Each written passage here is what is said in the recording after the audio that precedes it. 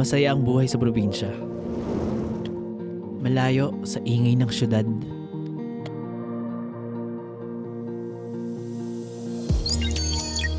Isang lugar kung saan pwede kang magsimula ng panibago. Isang lugar na ikaw ang masusunod. Isang lugar na pwede mong tuklasin.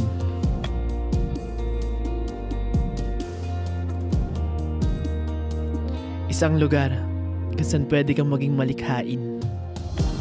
We are going to share our home, the beauty of our land, our amazing culture, the chances we took, our life in the province, only here at Prom D. So what's up sa inyo mga Dre? Welcome na naman sa panibagong episode ng Prodi! So welcome po ulit sa podcast wherein we're talking about anything and everything under the sun dito sa probinsya. So for now, medyo feeling under the weather si Mr. Wonderful. Kaya magiging host po natin for today si Miss G. Alam ko may Miss Wanda. Slow clap. Parang masama loob ah. Sige na nga. Pagbigyan na natin to. Ayan. So diretso na tayo sa topic natin for... Ay, hindi. Mag-ano ka muna. Ano Mag-intro ba? ka muna. Ano pa ba ako? Ano mag-intro? Yung intro mo. Yung intro ka lang. Ayan, so parang yun din yung sinabi mo. Ulitin mo pa rin. Okay, ulitin ko daw. So welcome muli sa isang panibagong episode ng Prom D, where ipag-uusapan natin anything, everything. O, diba? Inulit ko lang. Under the sun na nangyayari dito sa probinsya. At isa nga sa pinaka mahabang holiday dito sa Pilipinas, syempre ang Pasko. September pa lang, nangangamoy Pasko na. Pero parang naiba ang ating ihip ng hangin ngayong 2025. Yeah, Parang oo. may ibang kumanta bukod kay Jose Marichan. Actually, hindi ka napansin si Jose Rizal eh. Oh. Oo, and Bahala na so- kayo kung sino yung kumanta na yon. Oo, pero dahil inulit natin, sample na ulit kami ng sino kumanta ng September. Alin ba doon sa... Dalawa kasi yung alam ko kumanta ng September eh. Isa. Yung... kung ano man tono yun, bahala na kayo. Dahil sino yung isa? Yung isa, inaabang ako pa ngayong part 3 eh. Ano kanta? Ano yun? Sino ba ba kumanta? Hindi namin alam. Nagsisimula sa letter J. Ibang kanta kasi. Wala. Naglag. Mapapunta sa issue. Naglag pa. Sorry. Iba ang kinanta pala. Yeah, Okay. ibang kinanta. So dahil Pasko ngayon, hindi natin pag-uusapan yun. Sa susunod na another topic na lang tayo. Pero yun nga, dalawa pala ang kumanta. Isang kantang di natin maintindihan kung matutuwa ba tayo. At isang kantang nagpagulo sa lahat sa buong Pilipinas. Pero, yun nga, dahil nga tayo ay Christmas episode, special episode, ay pag-uusapan natin kung paano nagse-celebrate ng Christmas dito sa probinsya. Paano ba ang Christmas celebration noon versus ngayon?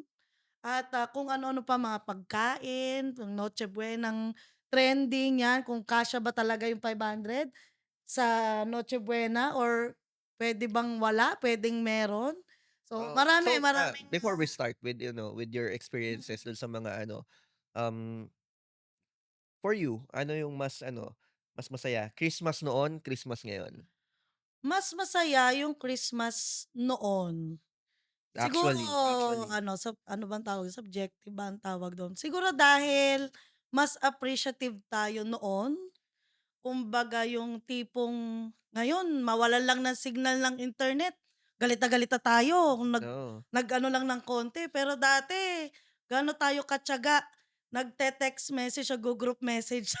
Mm. Isa na ako doon. Yeah, Mm. group message. Group message pero sa isang tao lang, no? Nagpaparinig lang pala. Oo. Shoutout sa'yo, gano'n. So, dati talagang tinatyaga natin, "Uy, Merry Christmas sa'yo, Merry Christmas ito." Wala pa mga Oo, tapos yung hindi ko makakalimutan yung only, ano na yan? Oo. Yung only text na, pahirapan na, Mahirapan mag-register. kailangan mag-register ka before mag-11 PM kasi Wala na, Wala na, dire-diretso dire-diretso na yun. 24 to ano na, onwards. Kaya kailangan siguro 20, hindi pa naman uso nun yung isang buwan only. Isang araw lang. Oo, isang araw lang, kinabukasan. At saka pag minsan nga hindi pa only. Parang ilang text lang yun tapos same network. Kung bibihira pa nun yung pwede kang mag-text sa other networks eh.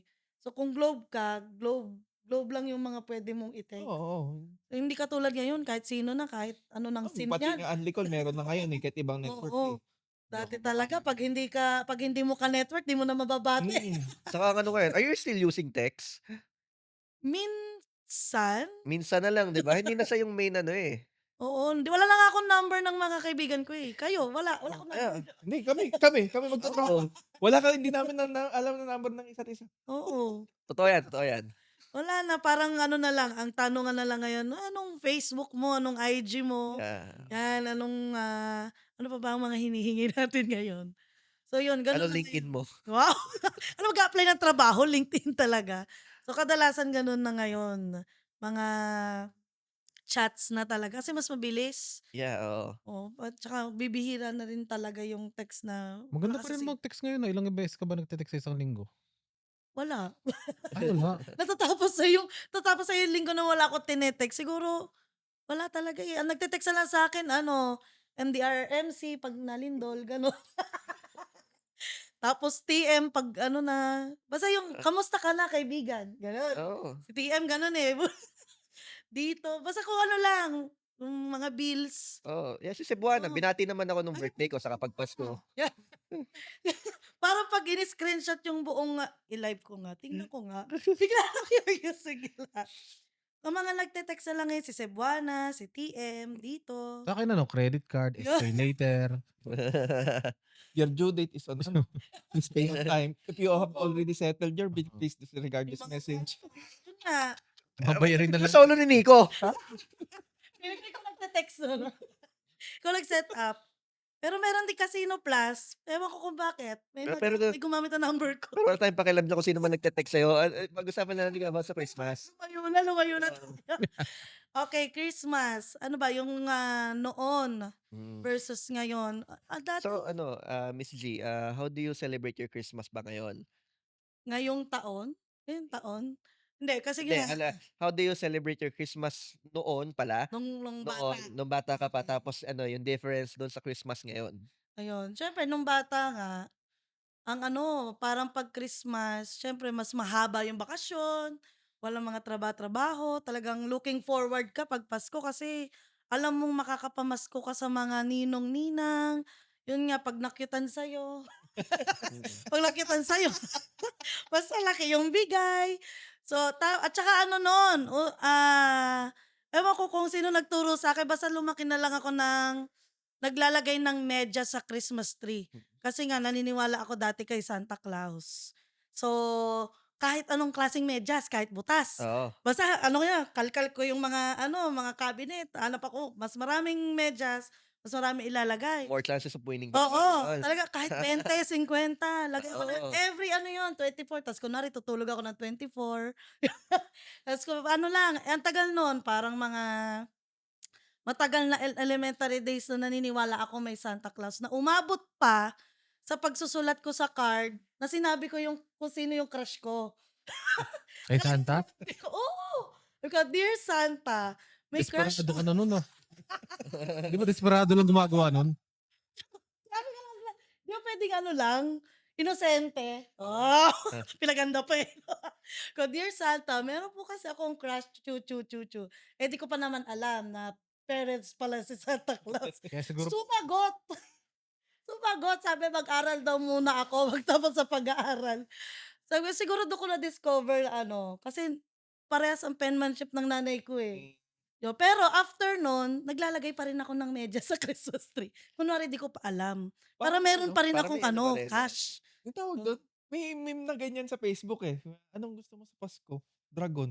Alam Alam mo, mo, katotohanan naman. Oo. Gusto ko ng jowa. Anong dragon ang gusto? Anong kulay ng dragon ang gusto mo? Oo. Mas mahirap pala yung jowa kaysa sa dragon.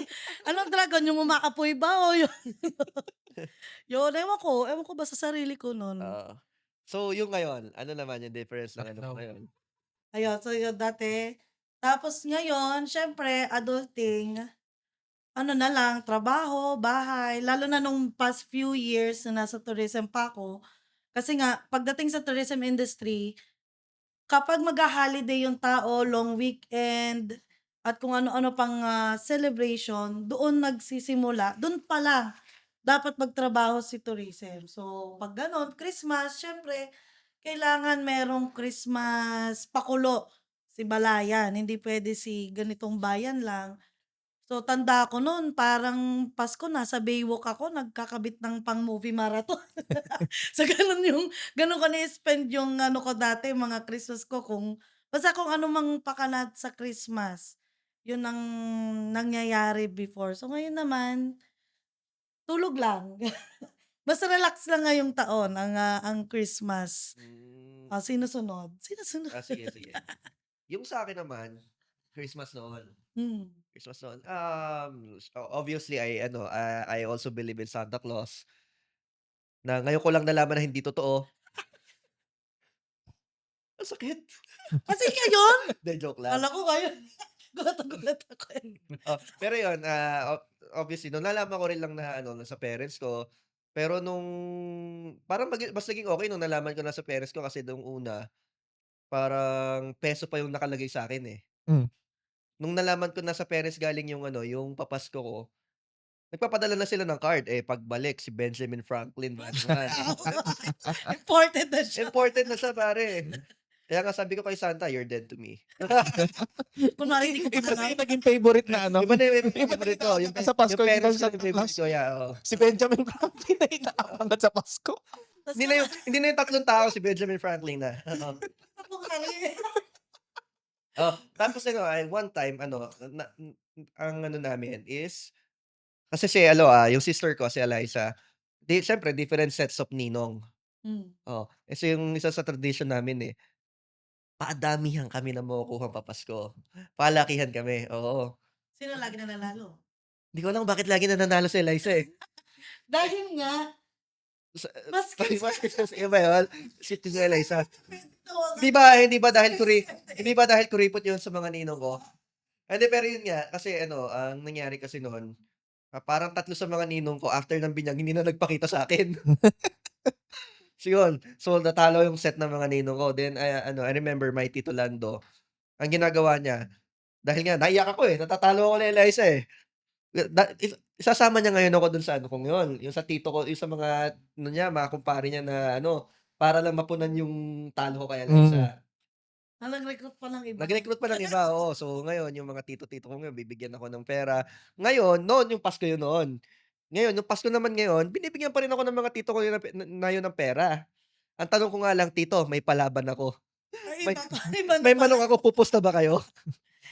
Postal. Oo, kasi mga magsasabong din yung mga yan Ayun, so yun yung Then, Christmas ko naman ngayon is that most of the time, my parents kasi wala naman dito, nasa US sila, nandun din si Eliza. Pero pag nandito sila, celebrate kami ng family namin, naghahanda kami sa bahay. Andun nga si Nico Oo, ampon ako na mga yan. Ayan, ampun si Nico doon. Then, pero pag wala sila, I celebrate it with my staff sa Rafters. So yun, nagbibigay naman tayo ng konting papasko sa mga staff natin. Konting bonus, di ba? Kailan mabigayan yan, pare? Ha? Habol pa ba ako dyan? Parang, inaabangan ka na nga ni Ate Glo Ano ba, magbibigay pa kami ng ID na may 3 pirma. Kailangan Hindi, pa mga ngaroling tayo doon sa Raptors. Ano yung tatay natin? Ha? Baka palayasin tayo doon. Ayun, so ikaw naman Chris. Ako siguro Si noon. Kuya Dan pala, Kuya Dan. Noon ako kasi hindi ko lang kung nasubukan niya ng mangaroling. Ako kasi nangangaroling ako nung bata Ayan, nung bata ako, lagi kami nangaroling bago magpasko. Tapos yun, yung na-distract ako na gusto ko marinig yung support mo si Semar Yung yes. Pre, kahit lumayo ka, rinig pa rin Gano'ng kaganda quality ng mic ni Pin.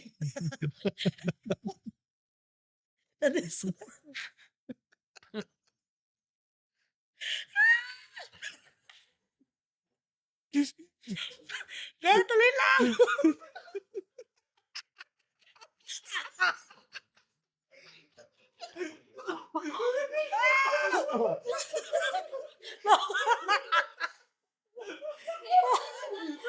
Tuloy lang, tuloy. Huwag di kakat. Huwag di kakat. Walang pagkakat sa pamilya kita. Wala. Walang yan. May umuuboys.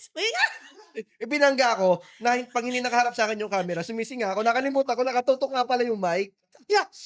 Rinig pa rin eh. Parang ASMR pala.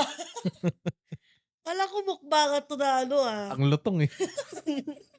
Si Webs sa umuupo. Kaya talaga pag December no? Talagang lahat ng sakit lumalabas. Yeah, kasama sa Pasko yan.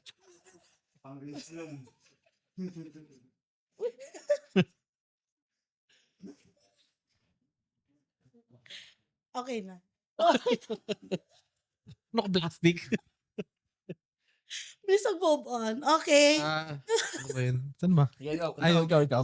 Oh, so yun nga, yung nangangaroling kami, yun. Yung naipon namin, pinabibili namin ng pellet gun. Tapos yung pellet gun, ayun, ginagamit namin, pinangbabaril naman namin sa ibang tao.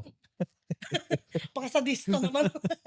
So ayun, kaya Kasi masaya. nice yan. Ano yan natin yun So yun, kaya ang saya-saya nung kasi yung mga naipon mo nung pamasko, ayan, ipambibili mo. Kumbaga, yung pinaghirapan mo nung ayun, kaya ang sarap nung Pasko dati. Pasko dati. At ngayon kasi puro parang sisend na lang si Gcash, ganyan. Parang, Oo. So, sobrang sa akin yan. mm, Lalo na yung halimbawa, hindi ko naman nila lahat, pero siguro certain instances na yung mga inaanak hindi madala ng mga parents. oo, yun. Oo. So, uy, ano papasko mo sa inaanak mo? Like, pakita mo naman. Gcash. Pakita mo naman sa akin, bago ako magbigay. Ano nga namang Gcash lang. Samantala dati, pag hindi ko naman nakikita yung ninong ko, hindi naman ako binibigyan. Tama. Kailangan dali ka talaga. Oo, ganti-ganti lang yan. Hindi. Ikaw pa nadayo sa kanila ka Ako mo. padadayo, oo. Kasi speaking, ako nakaka-relate ako doon kay Ali kasi ako naman may pinsan naman ako. Ako, pag minsan, marami akong ninong-ninang. Kasi si mama papa ko nag-Japan eh. Marami akong mga ninong-ninang mga nasa Japan. Pag nasa Pinas, yun talaga paldo. Oo. Pag umuwi. Paldo yung sinasabi nila na palakihan. Yung pinsan ko,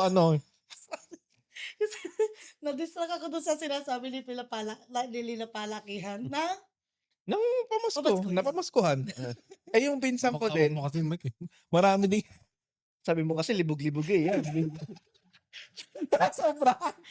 Sobra tuloy. tapos ang mic na pag anong okay, tuloy-tuloy tayo. Tapos, yun nga. Palakihan. Pag nandyan yung mga, mga ninong-ninang ko, makikita niya. Siyempre, wala pa ako masyadong isip. 5 taon, 6 years old. Hindi naman sa'yo pupunta yun eh. Scammer. Kauno na Bibigay, scammer. magbibigay si Ninang 1,000. Maiinggit yung isa. Magrereklamo, siyempre makikita. Binigyan din ng 1,000. Tapos, bibigyan pa ulit ako ng isa pang 1,000. Patago. Ang sa highest bidder. Paldo ko pala. Bata pa naman naman. Kaya ngayon nung nabanggit ko, parang yung habang tumatanda ka, di ba?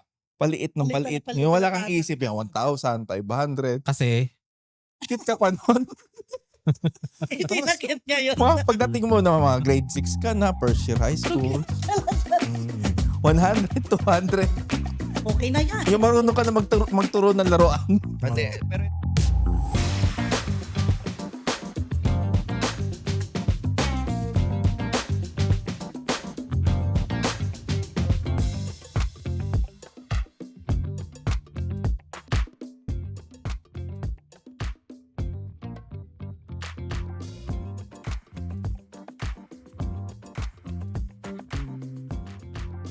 $60 kami magpipinsan. Ay, reunion agad. Wala pa yung mga apo sa tuhod ah. Isipin mo gaano kagulo yun. sisipag nyo. Isipin mo Hindi uso family planning. Hindi uso family planning. Ay, sila pala magkakapatid, siyam na eh. Yan ang tinatawag na angkan. Ano pare, oh. Oh, literal. Tapos ano tuwing Pasko,